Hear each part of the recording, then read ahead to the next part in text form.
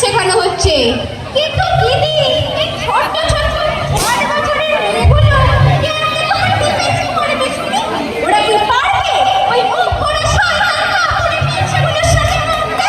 ওরা চেল্লানি ছাড়া কি করবে বলো? তুমি ঠিকই বলেছো মামনির মা, এই ব্যাপারে আমি তোমার সাথে সহমত। এই ছোট ছোট শিশু কন্যাদের মানসিক দিক আরো উন্নত করতে হবে। তাই তো সরকার রোল প্লে নামক একটি নাটক প্রতি বছর করান, যেখানে গুড টাচ ও ব্যাড টাচ সহ সমাজের নানান দিক তুলে ধরেন মানসিকতা শক্ত করার জন্য। কিন্তু দিদি এতে কি সব ঠিক হবে? সত্যিটা কি জানো তো, এইসব ঘটনার জন্য আমরা মানে গার্জেনরাই অনেকখানি দায়ী। তা কেমনে দিদি? এই ধরো, কারাটে শিখছে, একখানি ঘুষি বা থাপ্পড় যদি মুখের উপর পড়ে, ঠিক তার পরদিন আমরা গার্জেনরাই বলবো না মা যাস নে, মুখ বিকৃত হয়ে গেলে তোর আর বিয়ে দিতে পারবো নি। আবার অপরদিকে ছোট থেকে আমরা কন্যা সন্তানদের বলে থাকি বারবি ডল, পুতুল, সুন্দরী, পরীর রানী, বলতে পারো মোটের উপর সবই সফটনেস।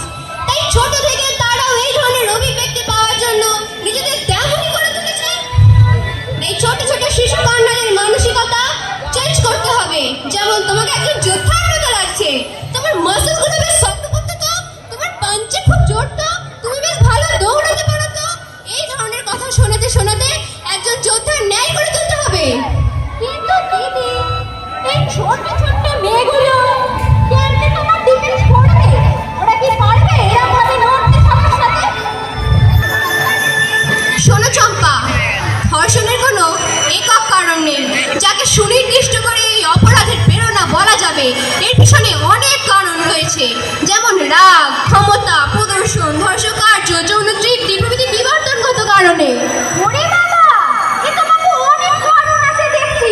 কোথাও ছোড়া তো কোথাও ছুরি তাই না? তোমার মতে কে বেশি দায়ী বলতে? আমার কথা যদি জিজ্ঞাসা করো, তবে আমি নারীকেই বেশি দায়ী বলে মনে করি এই সমাজে। তা কেমনে দিদি? দায়ী করাটা ধর্ষণের সময়ের কথা বলছি না, এর অনেক আগের কারণে বলছি। মানে দেখো, আমাদের দেশ নারী সম্মানে রামায়ণ মহাভারত হয়ে যেত।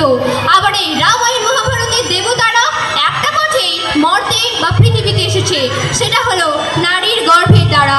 দ্বিতীয় কোনো পথ নেই। আর জন্মগ্রহণের পর প্রথম শিক্ষা গুরুই তো মা, যা 3 গুরুর মধ্যে উত্তম। আর তুমি খোঁজ নিয়ে দেখতে পারো যে কোনো মহাপুরুষের মহাপুরুষ হবার পিছনে তার মায়ের অবদান ঠিক কতখানি। তাই আমরা নারীরা মানে মায়েরা যদি কন্যা সন্তান